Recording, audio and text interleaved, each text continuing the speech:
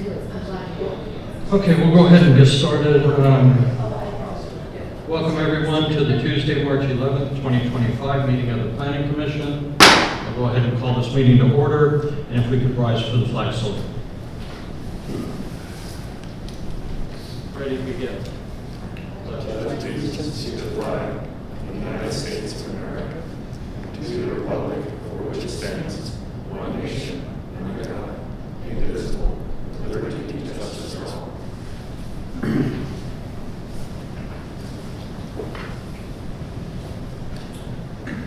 If we could get the roll call, please. Chair White. Here. Vice Chair Barr. Here. Commissioner McCarroll. Here. Commissioner Spear. Commissioner Jester. Commissioner Stevie. Here. And Commissioner Correa. Here. Moving on to approval of the minutes. Does anybody have any questions or changes? Saying none, do we have a motion to approve?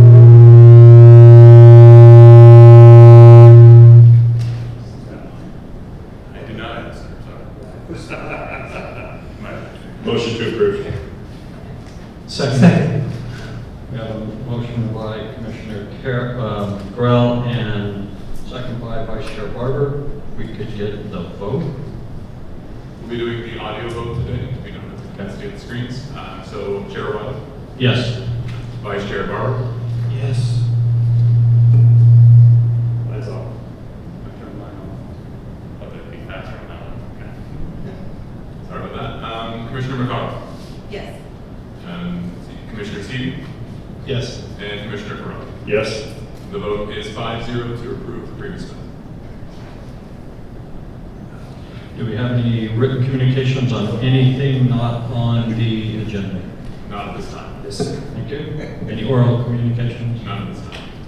All right, moving on. We don't have any public hearings this evening, but we do have current business. We'll move on to the first item, which is PL 25-0043, the 2024 housing element and the annual progress report.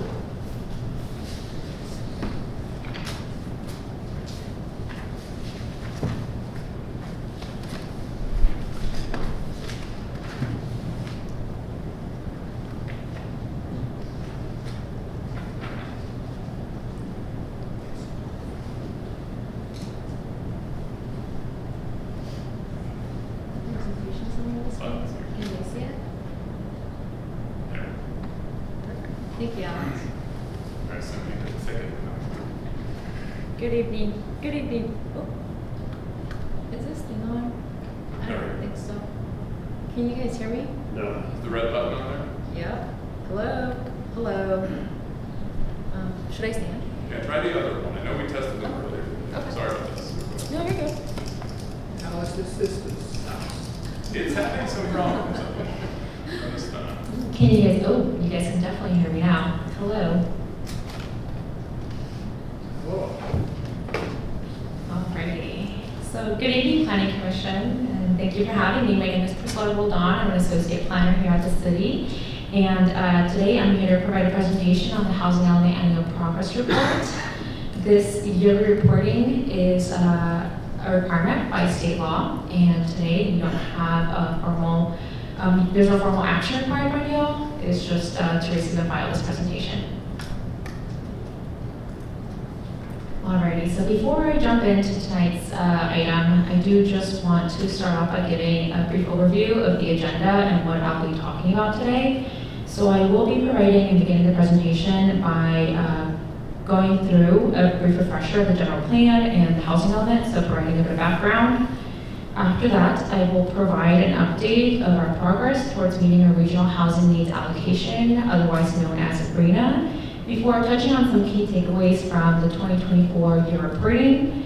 And then I will conclude tonight's presentation with some final remarks and next steps. Alright, so Escondido's general plan, as you all may know, is the city's guiding document that will develop or guide how the city will develop within the next 20 to 30 years. The general plan consists of about 10 chapters, all focused on different topics like land use, transportation, open space, preservation, emergency services. The housing element is one of the 10 chapters whose focus is on setting the goals and the policies that will guide the city's approach to alleviate the regional housing shortage. State law requires cities to update and adopt housing elements every 8 years, and that is because the California Department of Housing and Community Development, otherwise known as HCD, along with the Metropolitan Planning Organization for the San Diego region, SANDAG, evaluate the housing needs by using projections of future population, Department of Finance data, and together they determine how much housing will be needed in the future. In 2020, SANDAG, along with HCD, determined that the San Diego region will need to build a total of 171,685 units in order to meet future housing needs between the years of 2021 and 2029. The 2021/2029 timeframe is also known as the Housing Element 6 cycle. So this number, the 171,685 that you can see on the bottom right-hand corner of your screen, was divided up into the 18 jurisdictions in the region, including the unincorporated county. Escondido was allocated a total of 9,607 units, and these units were also split by income level, including very low, low, moderate, and above moderate income units. These numbers are the targets that are encouraged to be met by the end of the 2029 calendar year. So according to RENA, a unit can count towards the 9607 unit goal once it reaches the construction permit issuance stage. Residential development, like most developments as of that matter, undergo a lengthy and rigorous process that ensures the health, the safety, and that the city is growing efficiently. At a high level, residential developments go through 3 key approval stages. That includes the entitlement, the construction permit issuance, along with the final building inspection. The entitlement stage is when a developer submits an application to the city and works with planning staff along with other departments to ensure that the project meets local design and zoning standards. Once the project is entitled or approved by a decision-making body, the project moves to the next stage of approval, which is the construction permit issuance stage. This second stage is when the development can count towards the regional housing needs allocation, or RENA. This stage is when a developer receives approval to begin construction. Once the development is built, the project advances to the final stage, which includes a final building inspection. This final building inspection is when the building division conducts or confirms that the unit has or was built according to the approved plans and safety codes. Once the development passes this final building inspection, it is cleared for occupancy and it can be sold or rented out to the public. So here's the 9607 unit number again, that's our RENA allocation. And since 2021, we have been tracking the construction permits issued. So in 2021, the city issued a total of 249 units. So in other words, there were 249 units that could be counted towards our 9,607 regional housing needs allocation target. In 2022, we had 231 units, 2023, 608, and this last year we had 408 units. So in total, we have 1,496 units, or we've reached 15% of our RENA goal. Here's a visual representation of our progress according by income by percentage. So starting from the left, we can see that the city has achieved a total of 23% of its above moderate income RENA goal, 3% of moderate, 12% of low, and 8% of very low. Moving on to some key takeaways from last year's reporting period. Some noteworthy developments from this year's reporting include the approval of a 25-unit office conversion to residential on Hickory Street, and 86-unit conversion of a hotel into a single-room occupancy apartments on Washington Avenue, a 14-unit single-family home development near the intersection of South Citrus Avenue and Bear Valley. And as far as entitled units for 2024, 63% of entitled units were for multifamily units, 10% for single-family, and 27% for ADUs, or accessory dwelling units, in other words. Some noteworthy developments that were issued construction permits in the 2024 calendar year include a 145 unit senior housing development on Quince, a 44-unit apartment development on South Escondido Boulevard and Vermont Avenue, also known as the Vermont Apartments, a 32-unit mixed-use development on the northwest corner of Southwest and Grand Avenue, and of the developments that were issued construction permit, 56% of units were multifamily, 17% were single-family units, and 27 were accessory dwelling units. And finally, developments that passed their final building inspections include 53 units from the Palomar Heights project, 60 units from the Warmington project, 21 units from Del Prado, and of all the units that passed their final building inspections, 59% were multifamily, 13 single family, and 28% accessory dwelling units.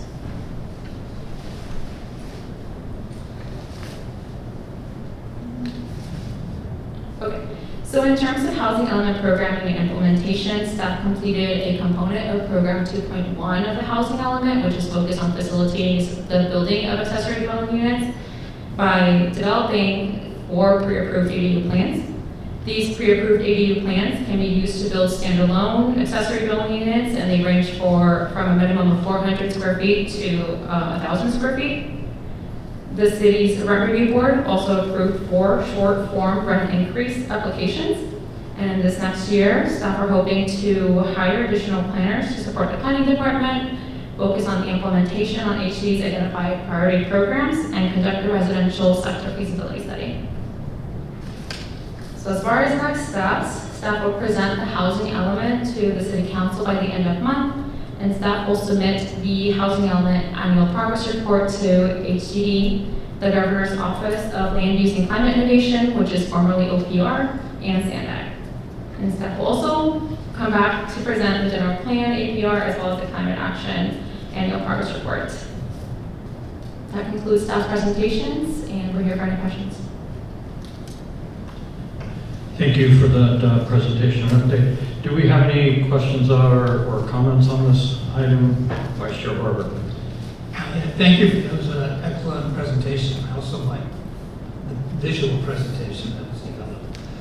So as permits are issued and units are being built, they go into different income level categories. I was curious as to what method does planning staff use to determine what goes into low, moderate, above moderate? What methods do you use to come up with these figures? That's a great question, Commissioner Barber. For accessory dwelling units, we do ask applicants to submit information about what they plan to do with their accessory dwelling unit. So typically they provide a rent rate along with whether it's an occupancy of rental or ownership.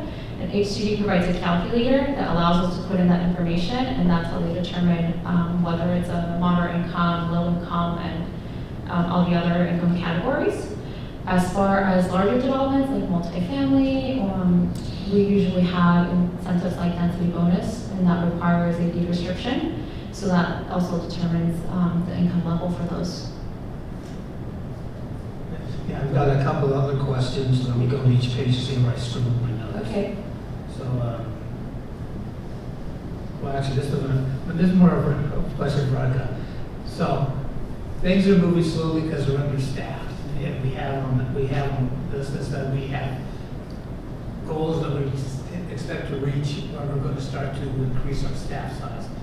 Do you know what that timeline is for when we can start to expect seats being filled in the planning department? Thank you, Vice Chair Barber, for that question. So speaking specifically to planning, the planning division does have 3 open recruitments right now for 3 staff members, a long-range principal planner that would take over principal planning management for that section of the division, as well as 2 additional planning. We don't know what that timeline for bringing those folks on is precisely. We hope in the next 6 to 8 weeks we have bodies in the office that are new, and then that would, of course, there'd be an on-ramp or a ramping on process to get folks up to speed, but then the principal long-range planner would take over implementation of the housing element programs. So I can't speak holistically, unfortunately, to when we will see efficacy from that precisely, but hopefully in 2025 from the planning division. So that's good news. City staff is an noted is currently experiencing gridlock and administering the first-time homeowners program. So I was wondering if you could give me some clarification on that program. What is its history, and what can be done to help remove that gridlock, to help more people apply to be eligible? For example, is there a means to increase the income limit level? Yes, so unfortunately, that program is not administered by planning, so we can't speak specifically to the history of it. It's administered by our Housing and Neighborhood Services Division, and we're happy to get our housing manager to follow up with those specifics. So I'll take that question down and I'll get you follow up on that. Okay, thank you. And this is just for clarification, this may be a typo or it's just something that was missed, but when discussing on page 21, the construction of 10 new affordable homeless units with less than 80% AMI located at El Norte Parkway, Escondido is underway and is expected to be finalized in April 2024. So is that still ongoing, or has it met that goal of being approved last year? So I believe that is just a cleanup item. That project is complete and occupied. It's the Habitat for Humanity project on El Norte, so that just needs to be updated on our end. Okay, I just want to make certain. Thank you both for your answers. Other questions? Other questions of staff?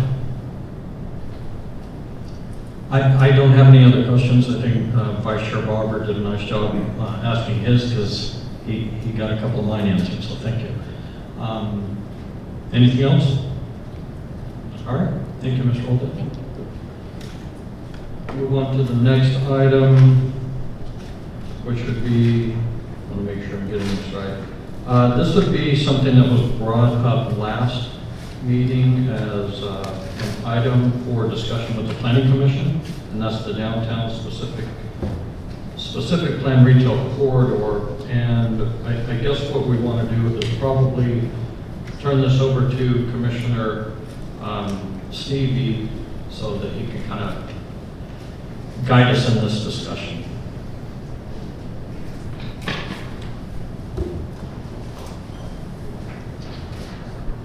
All right. So, fellow commissioners, this is a fun perspective on you all. I put together this presentation because I feel very strongly that we here need to have a conversation about Grand Avenue, and not only a conversation about it, but we have the unique ability to elevate to City Council things which we think ought to be prioritized in the city, and I think work on Grand Avenue ought to be prioritized for the reasons I'm going to lay out for you now. So the part of the downtown specific plan, which we'll be discussing this evening, that I care most about is this area here in yellow. And there are two kind of components to the downtown Grand Avenue area. There's this area here in the dotted line. This is considered to be the retail core, and we're going to be focusing on what exactly that means. But then also additionally, there's this part here that extends from East Grand Avenue down to Center City Parkway. If you're trying to visualize it, there are banks and a couple of different restaurants down this way, a law firm, I believe, a CPA firm, that sort of thing. And so we're going to be talking about that as well. But this is the area of focus, call it between Palomar Heights and Center City. So pulling from the specific plan, I found this statement near the very beginning of it to be very compelling, and I want to share it with you because I think it sets the table for the rest of the discussion. Downtown Escondido is envisioned as a dynamic, attractive, and economically vital city center, providing social, cultural, economic, and residential focus while respecting its historic character. The environment is pedestrian-oriented, attracting local and non-local visitors to experience an atmosphere that is entertaining and vibrant, with activity occurring throughout the day, evening, and weekend hours. I submit to you all this evening that Grand Avenue is not living up to this vision. There are vacant buildings in various states of disrepair. There are closed shops throughout the day and evenings. There are quiet sidewalks, and homeless enclaves are a common sight for visitors of our beloved downtown, especially if you look in places like Heritage Garden or the recently shut down First Republic Bank. The question before us this evening is why? I think that our current specific plan is out of step with today's economy, and second, with planning best practices. And I want to focus on 3 specific ways in which I would argue this is the case. First, with respect to restrictive focus on retail, especially within the scope of the retail core. Second, a lack of dedicated public spaces. And third, I believe the current specific plan has a weak residential integration and vision. I'm going to focus first on the restrictive focus on retail. And what exactly do I mean by that? Because it seems odd to say, right? We've got a dedicated retail core. How is that restrictive? Here before you are proven business concepts that would fit well in the floor plate of many Grand Avenue properties, and they would add to the character and appeal of our historic downtown district. Unfortunately, our current specific plan either prohibits them in the retail core, or it requires them to dedicate significant square footage to, quote, retail sales, which then economically makes them unviable as a business, okay? One of the things to keep in mind about these properties on Grand is that they're deceptively deep. So when you drive down Grand Avenue, it's not uncommon that property you're looking at with a couple of windows on the street is actually up to 7,000 square feet deep in some cases. And that might not intuitively strike you as problematic, but coming from a real estate background, as a couple of others of you do, you understand that tenants pay on a per square foot basis.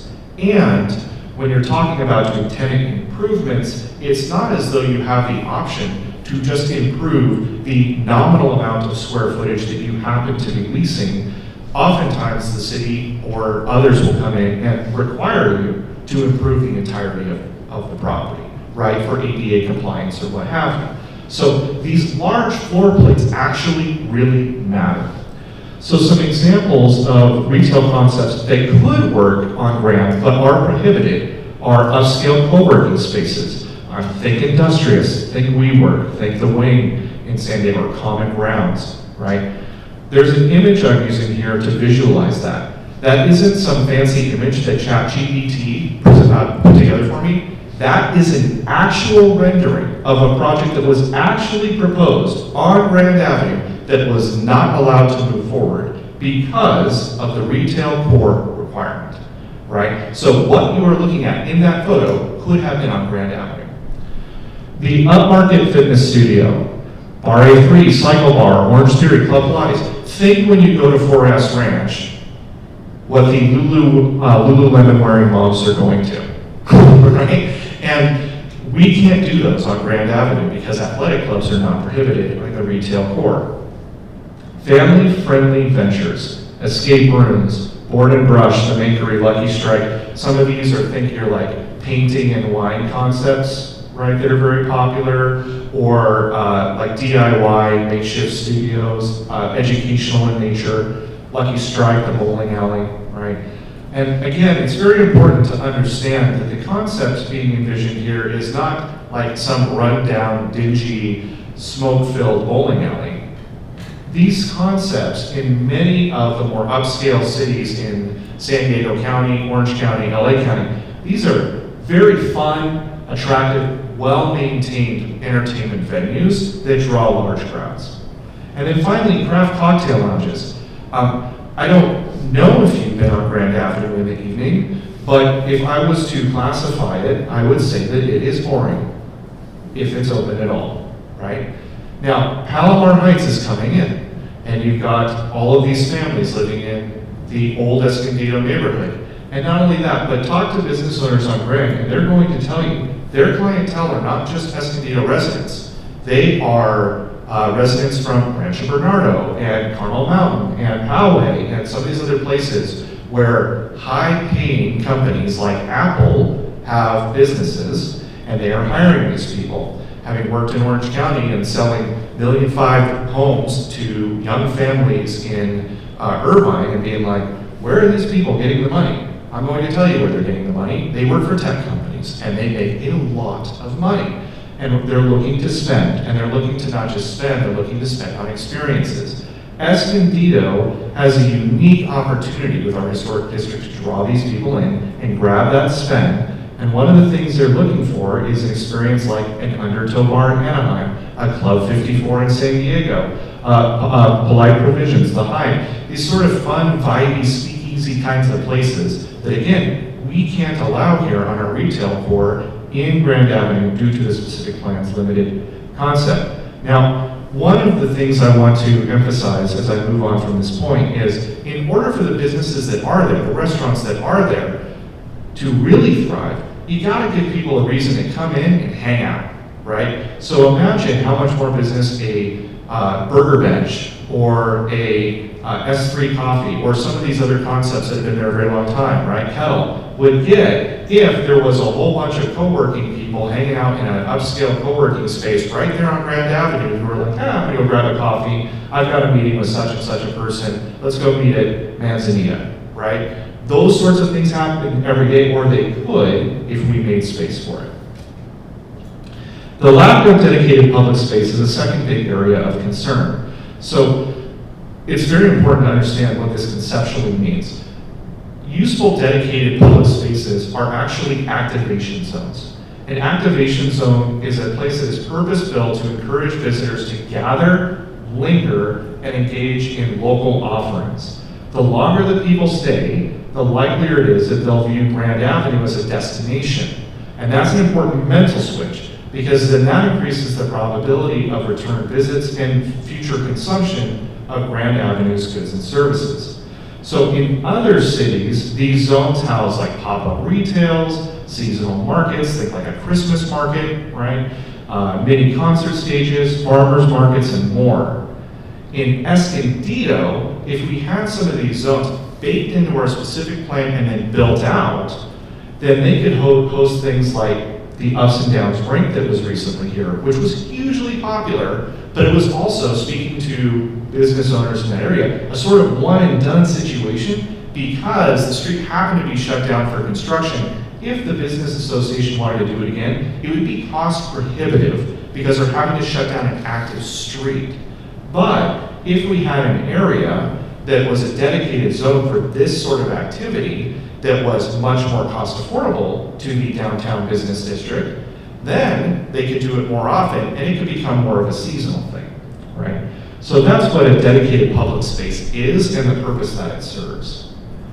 Finally, there's weak residential integration and vision. And let me flesh this out with 3 points, okay? First, allowing residential buildings on, I said East Grand because directions are hard for me apparently. I meant West Grand, and what I'm talking about is the area in red there between Maple Street and Center City Parkway. Right now, that area is not zoned for residential. We have a housing element problem right now that we need to solve. We just heard about it, okay? Imagine if this space was rezoned for mixed use or residential. The rents on Palomar Heights right now are between around $2,800 and from what I heard, $5,000, somewhere in that range. That's a lot of money. Most people, especially the older residents of Escondido, would say something along the lines of, my God, that's a mortgage. It is a mortgage 10 years ago, it's now rent. And the kind of people that can afford that rent have disposable income.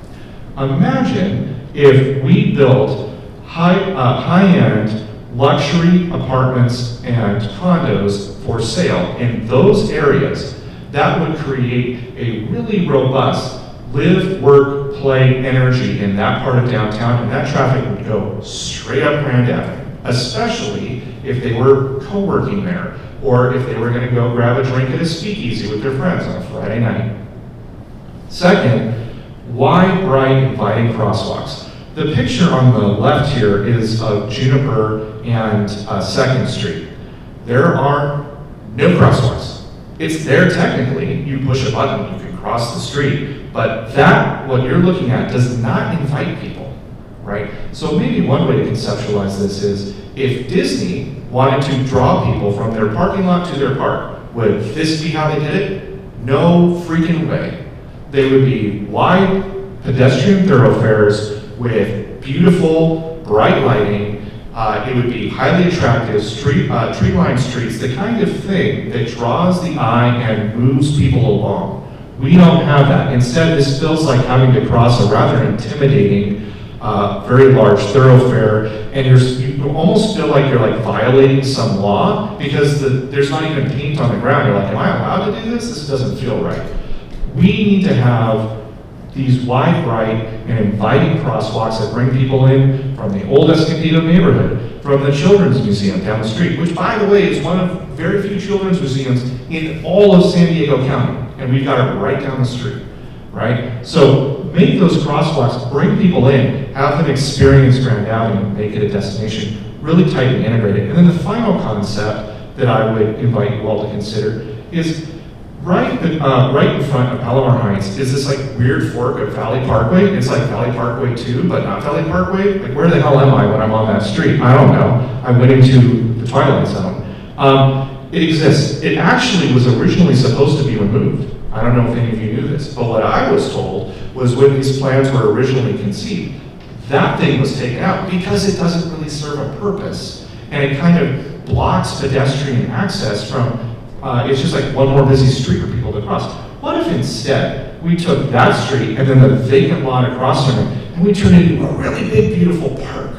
And what if that park was a place where we could put stages and have concerts sponsored by the Center for the Arts Escondido, which, by the way, is one of the most beautiful things we have in this darn town and the best thing that San Diego has outside of the Symphony Hall down in downtown San Diego. Like, we got an amazing art scene here. What if that was a place to showcase that with mini jazz concerts or concerts in the park or Shakespeare Under the Stars or any number of other things that young families who live, by the way, in Palomar Heights or Old Escondido neighborhood would love to bring their kids to on a summer evening, right?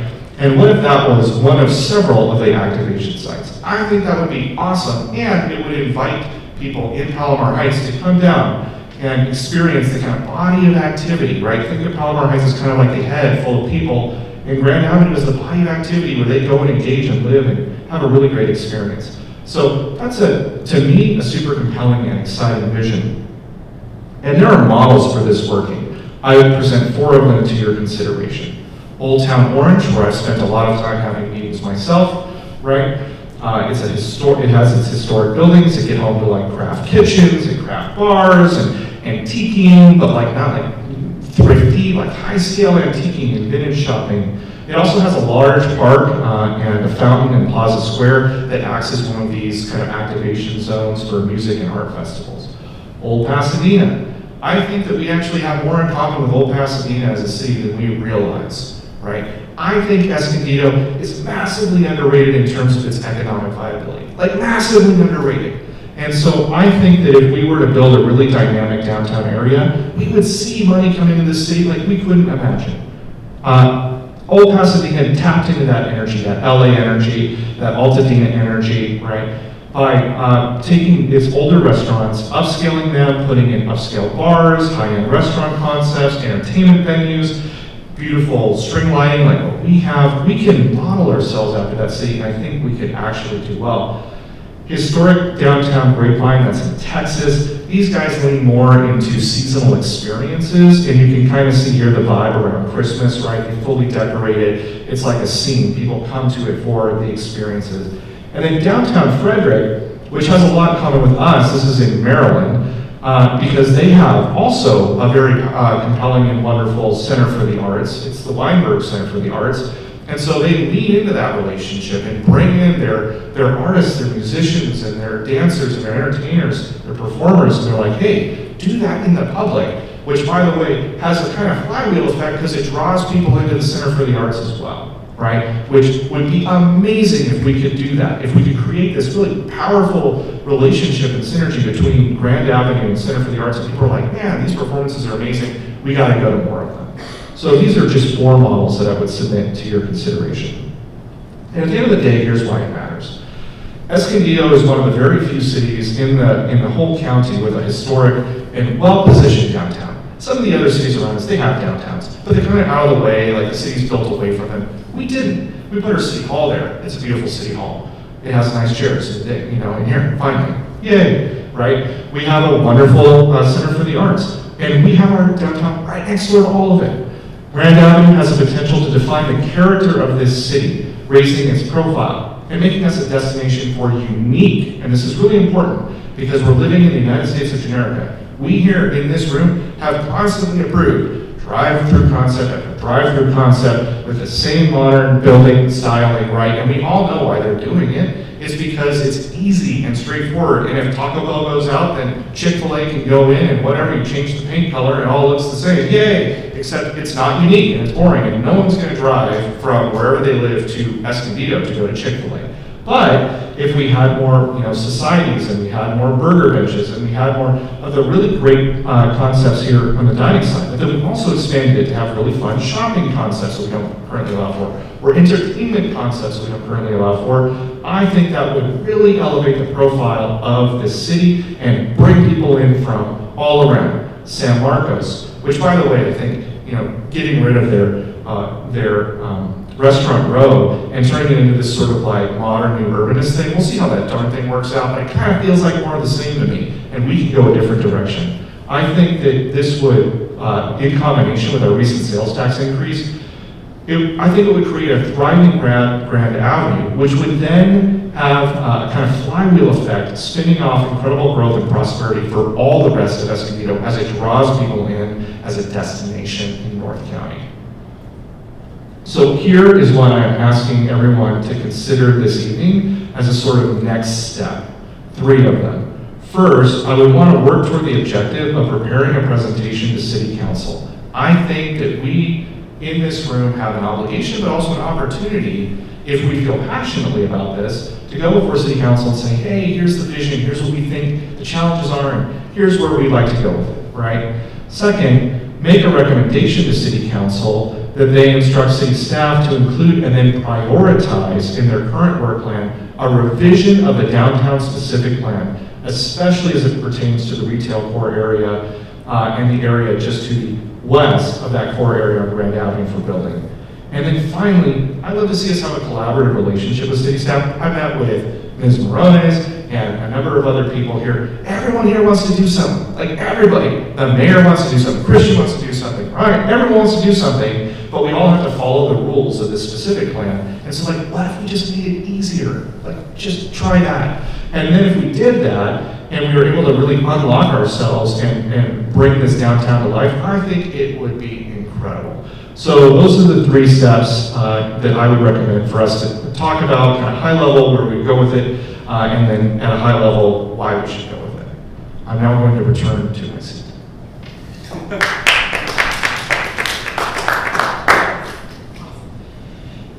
Good job, Commissioner Stevie. That was really well done. I will have to, because this is on the agenda, is there the ability for somebody to come up and speak on this? Because it's a little different. Yeah. This is for our discussion, right? Correct, it's actually not a public hearing, so Got it. it's not really. Okay, I just wanted to confirm. With that comment.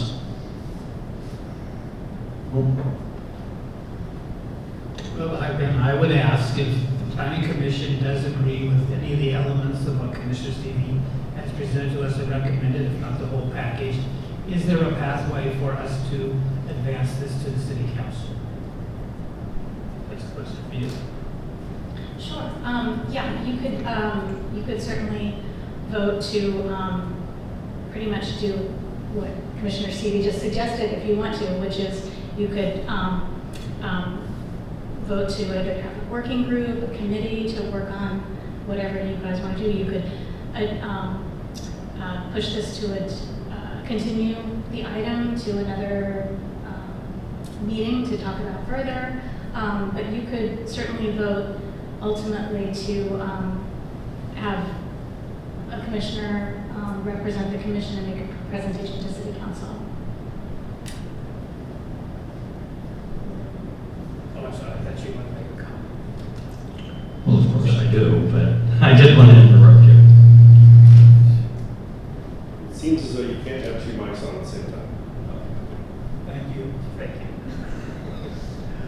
Okay, so if during discussion, if there's a consensus that we support any part of this or all of this, then we could perhaps then make a motion to see if there's a vote to recommend that, for example, Commissioner Stevie, Commissioner Stevie and another person from a subcommittee to make this presentation to the city council. Yes, and I think that way that would work would be then, if you want to do it by committee, then we need to agendize for the next meeting that you would like to consider creating a committee and voting people onto that committee, because that actually has to be separately agendized. So then the next meeting, you would have that vote, create a committee, the committee would do its work, bring back whatever it would like to do to the commission at a later date when it's ready, and then the commission could vote on bringing that to city council to make a recommendation as Commissioner Steve suggested. Does that make sense? Yeah, so if we could advance it tonight, would that be paramount to just saying, God bless you, Commissioner Stevie, go In to other the words, city. skip the group and send them on. Yeah, that's what I was, Yeah. that's what I was trying to say. If that's what you want to vote on, I don't see any problem with that. Okay, but anything more detailed requires continuing this to another. Well, I mean, you guys can certainly have a discussion about all of this and decide what you want to do, and then maybe it would make more sense after that, because I'm not sure exactly what you're asking about.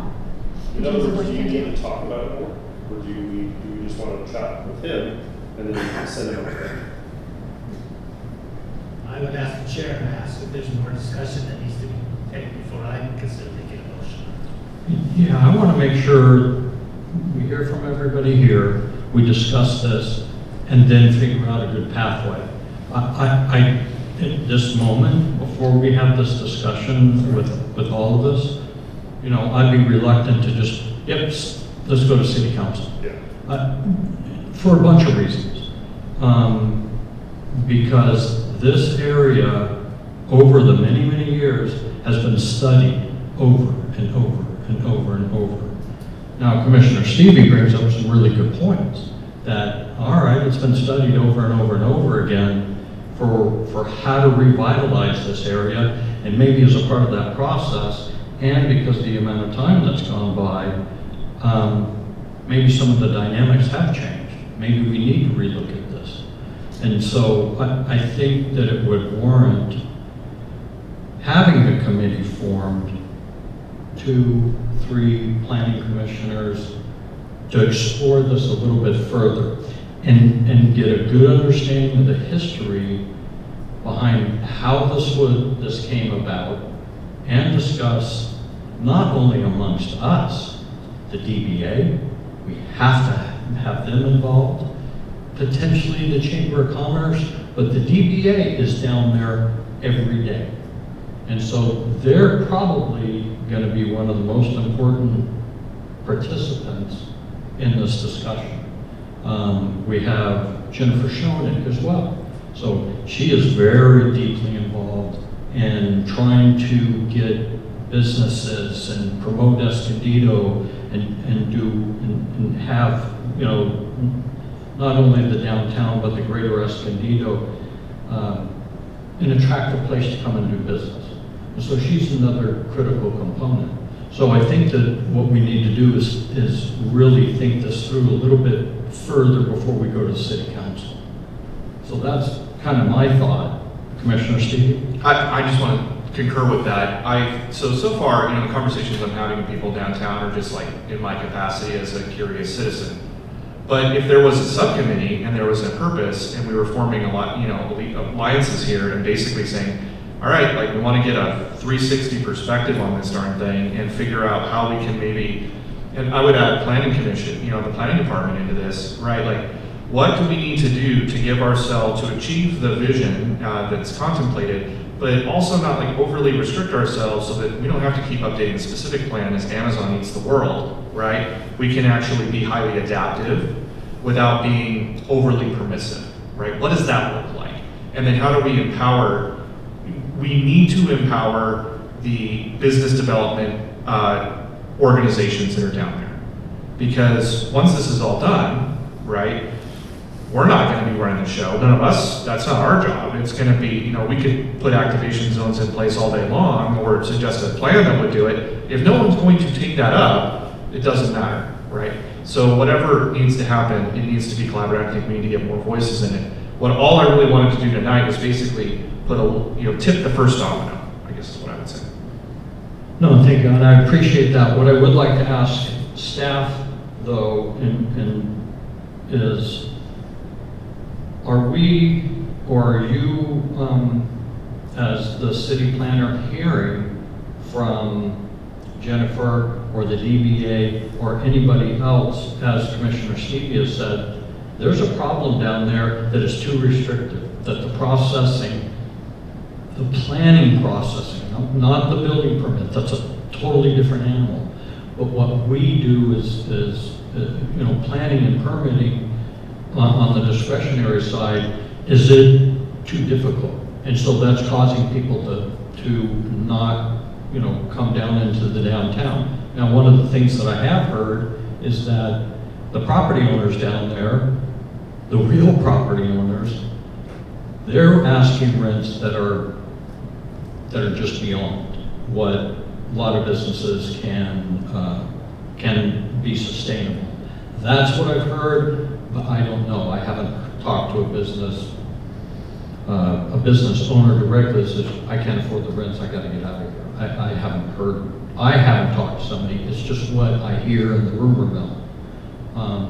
So those are the couple of things I want to ask Veronica, if we could. The processing side of it, restrictive uses, and then, whatever you're hearing about property ownership charging too much. So as far as the planning process, for the most part, a lot of the uses are either permitted by right, so they would be subject to the building permit process, a business license.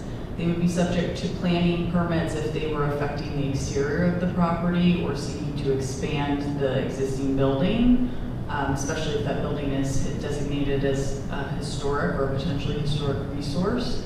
There are conditional uses denoted within the specific plan, so if someone was asking for a use type that is conditionally permitted, they are subject to the conditional use permit process, but in a lot of cases, the Grand Avenue retail area is restricted in that the buildings are there and there's not a lot of area to expand, so a lot of the times they are minor conditional use permits, just a use going into the existing space.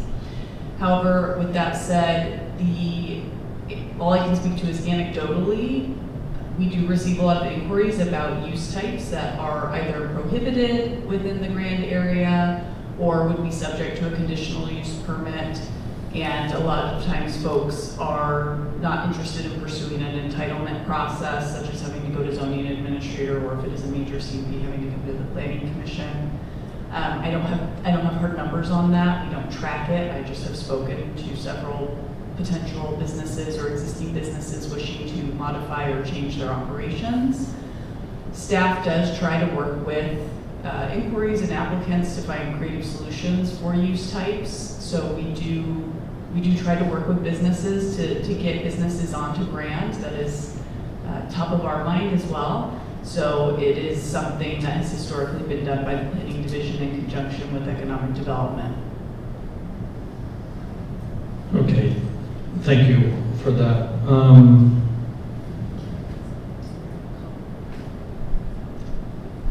I just want to share with you about the business aspect of it. Having been a vendor in one of the retail stores, Daydream down there, I did a little plant shop for a year. I can tell you that it is so prohibitive for Meg to even run her business there based on the square footage price and the exceptionally large space that is. But there's also something else. That's an opportunity zone down there.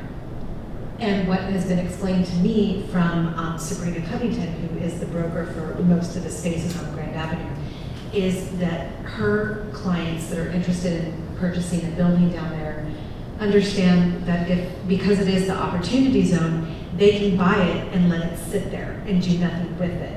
And it is, I may not get the verbiage right here, it is less expensive for them to let it sit than actually lease it out. the opportunity zone, to my understanding, is determined by the federal government, not the local government. And it personally, I can see that it's made to do good, to attract businesses, but she specifically said it is actually a deterrent for people who want to develop and help downtown flourish, because it requires them to do something where it's less expensive for them not to do something and more valuable not to do something. So I would be curious if there's a way we can move away from that opportunity zone designation that is clearly hurting our downtown. Do you know? Anyone? Well, okay, so the reason is so what does an opportunity zone mean, first of all? What an opportunity zone means is that when you sell the building, the federal tax on the equity is waived. That's what an opportunity zone means. And the reason they do this is the federal government is because they're trying to incentivize development. The idea is like, hey, we got this space down here relative to the economics of the region. This specific area is underperforming economically. Therefore, we're going to make it attractive for developers to go in and do things. That's like high level. That's why you do an opportunity zone. And these things are federally determined according to basically spreadsheets, right? It's kind of the way that works. So what's going on in the retail court specifically, there are a couple of challenges. One, you've got like the expected challenges, asbestos in the walls or whatever, which make it prohibitively expensive, retrofitting, which makes it prohibitively expensive, ADA compliance, which can make it prohibitively expensive, like all of that kind of stuff. That's all pretty expected. There are typically workarounds. But the thing that's happening in the retail core is that if you want to be a business in there and you want to have frontage on brand, then 25% of your revenues, or the first like 25 feet, I believe it is, or like 25% of the distance in, something like that, needs to be generating revenue, retail revenue, right? So in other words, if I wanted to go in and put like a co-working space, there's maybe a way you could do it with a conditional use permit, kind of slide it in as like an internet cafe. It's hard because the grid in the specific plan doesn't know what a co-working space is, like it doesn't fit into a clean box. So is it business and administrative? Is it like an internet cafe? Is it both? So some people have been like, well, what I'm gonna do is I'm gonna go ahead and dedicate the first 25 feet from the frontage to some sort of other coffee shop concept. And that checks my retail box. But then you run into the problem of like, that actually takes away very precious square footage that would otherwise be dedicated to office space, right? And the reason that co-working spaces can work economically as a business concept is because you can charge pretty high per square foot rents on dedicated spaces. But when you wipe that out by taking the first 25 feet from the door, well, then that changes the unit economics quite substantially, right? So those are the sorts of, and again, if people just read the specific plan and know that, then they may never go to city planning because they're like, well, can't do this. Like how many high-end cocktail concepts or speakeasies just don't even bother talking to us because they just look at us like, that's not allowed unless you're a restaurant that happens to have a bar component, right? Which a speakeasy, that's not the point, right? So it's hard to know how much interest we're not receiving because it self-selects out. But anyway, does that explain the opportunity zone and the math? Okay.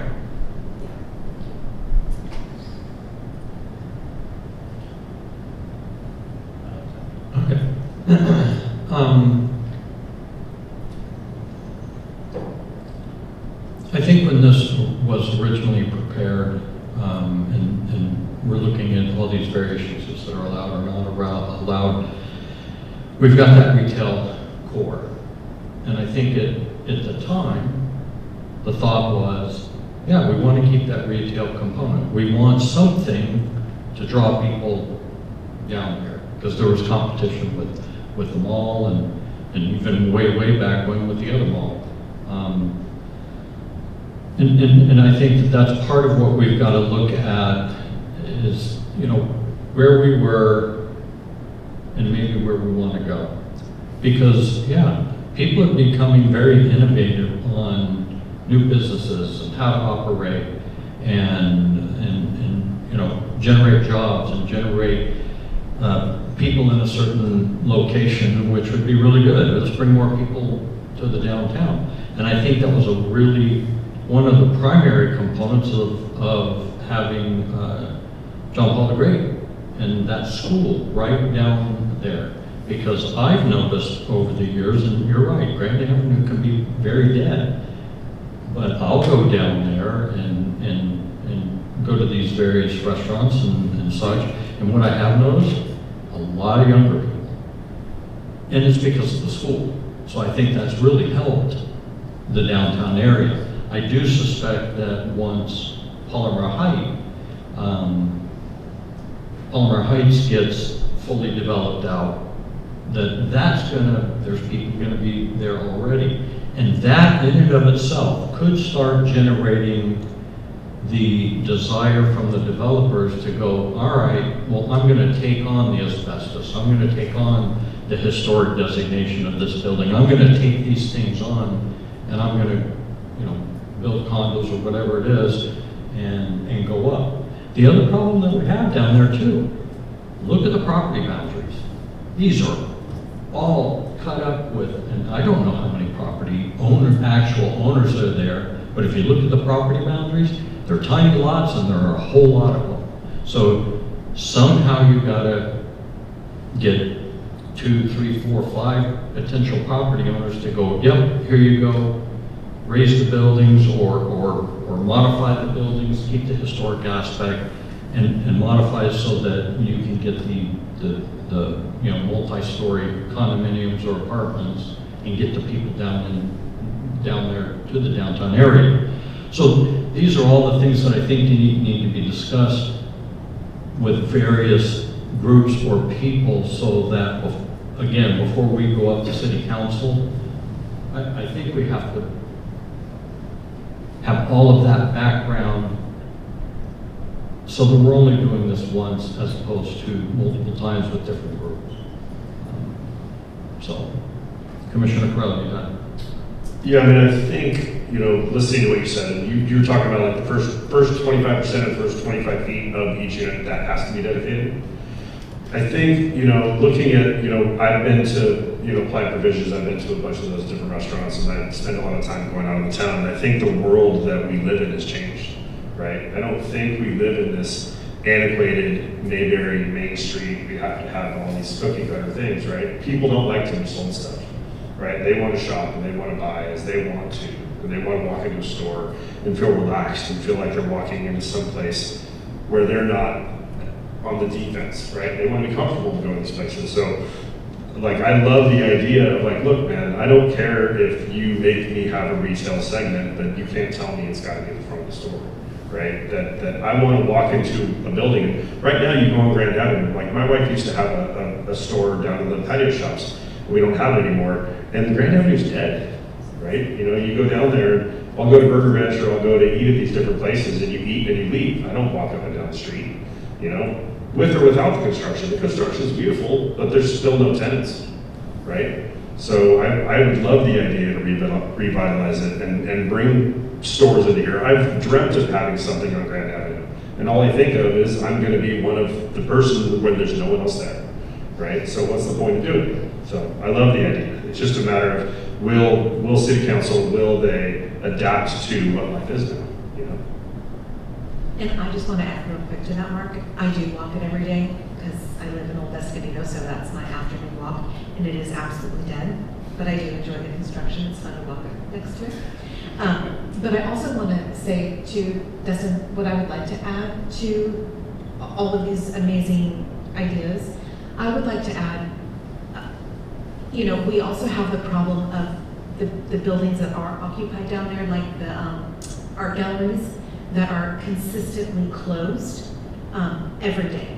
They are not open for business. They don't have business hours. There's also one of the main corners down by where Fusion used to be, across from that business is, I believe it's a photography business, I'm not sure, but they are closed every day. So I would like to see an ordinance in place for Grand Avenue that says if you are going to occupy a space, you must be open, Excellent.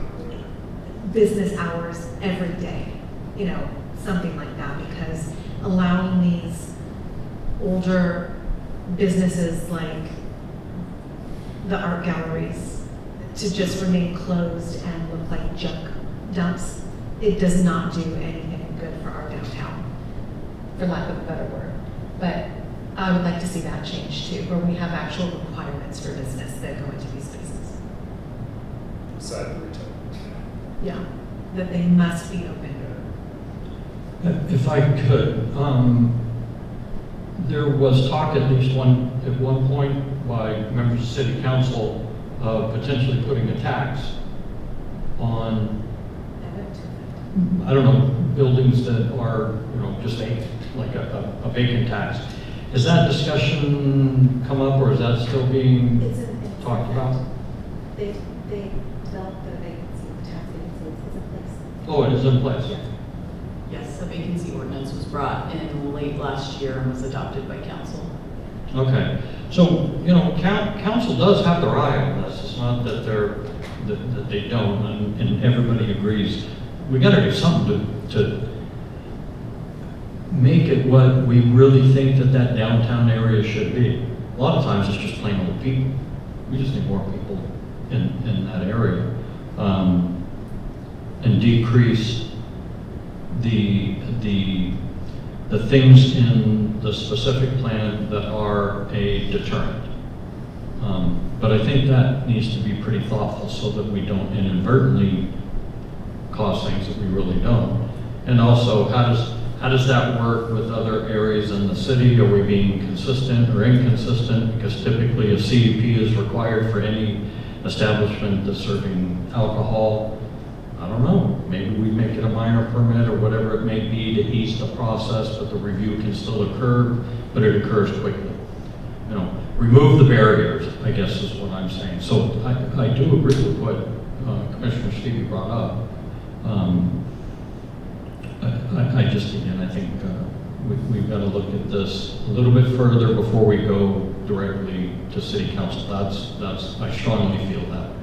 Well, and I would say, not only do we need to do like background, we need to get buy-in, right? We need to get buy-in from, this is your point, right? We need to get buy-in from planning department, like whatever direction we go, it needs to make sense with, they've got, the general plan, they've got a bigger vision for the whole of the city. I'm looking at, a couple blocks, right? So we gotta get buy-in from them. We gotta make life easy there. We gotta make life easy for the downtown business district, right? I've heard rumors, I don't know, that there might be some sort of business improvement thing going in. So other cities have these business improvement districts, which are basically like a body that receives the equivalent of a kind of tax revenue from all the businesses in an area, and then they deploy that revenue for the purpose of putting on art walks or putting on concerts or putting on, in our case, it would probably be like Cruise and Grand would probably get some money to like upscale that thing, or the ups and downs. So that's how they achieve it. And the net effect of all of this is I think it's going to raise the value of those properties. And I think that's going to be meaningful, because when you can raise the value of the properties and get that economic vitality, you escape that opportunity zone trap. All of a sudden that goes away because you test out, basically, right? And then those business owners too, that maybe are just kind of sitting on the property, it's in a portfolio, they're not really paying attention to it, juice isn't worth the squeeze, right? You know how real estate developers think. It's like, if these properties become valuable enough, that math switches, and it switches real fast, right? And as soon as a developer, a keen developer, takes a look at something and runs the numbers and it pencils out, man, they're the ones who are gonna move this needle. They're gonna come in with the offers, and these people, these like bullet properties who are like, this is kind of a headache, yeah, take it off my hands, right? That's kind of how it happens. And like I said, it's not a sort of like linear curve, it's exponential. When you hit a certain tipping point with the math, then all of a sudden people come in and start improving things really quickly because they want their seat on the rocket ship. We're seeing that. We're seeing that happen in Carlsbad right now with all their high-end restaurant concepts that are just blowing up left and right. Yeah, and Little Italy also has that program in place where it's like the collective, whatever it's called. Yes, and I do know that some of the downtown businesses have discussed that, and I believe the mayor may have participated in some conversations. I'm not sure, but it's definitely been discussed of having that downtown business fund or whatnot. Well, and I want to zoom out a couple of clicks too. Like, let's just look at the unit economics of what's happening in San Diego County. Escondido is the final frontier, right? I mean, all of these other county, basically everything 15 south until you get to like Chula, all that area is built out, right? It's that whole wave is coming up. And I think that's a big part of the reason, I don't know, I'm not a professional like you both. I think that's a big part of the reason why we got hit with one of the largest building requirements is because we have the space, we can do it. And so that demographic of people who have caught on to the fact that San Diego is one of the finest places in all of the world to live, and definitely just based on real estate values, one of the most exclusive counties in all of the United States to live. Those people, those young families are coming here because it's the last place they can afford. And so we are, if we can do this right, we're paddling ahead of a tidal wave. I strongly believe that.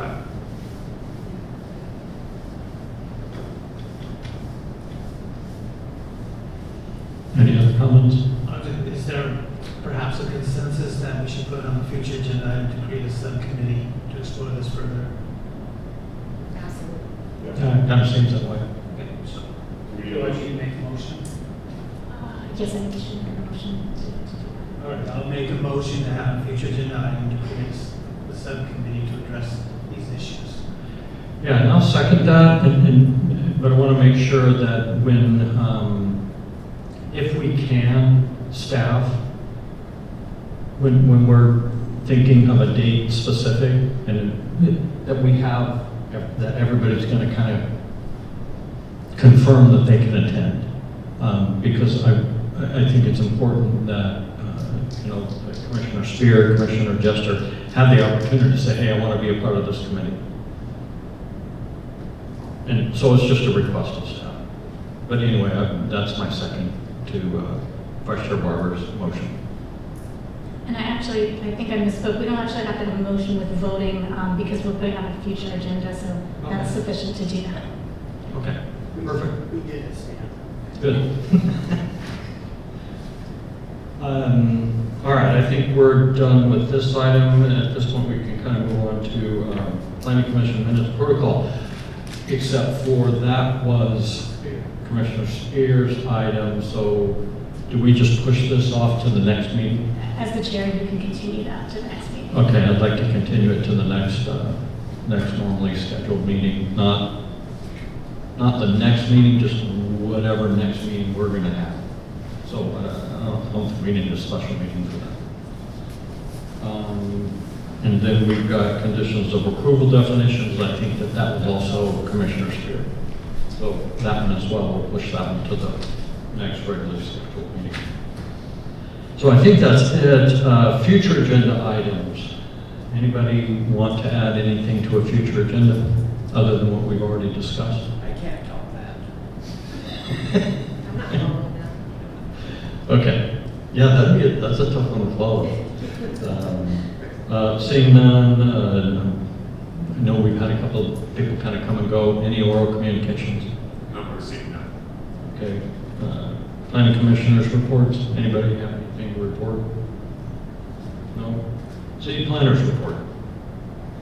Yes, so we currently do not have anything scheduled for the March 25th meeting, unless I can confirm full presence of Planning Commission staff, then I will get these continued items and the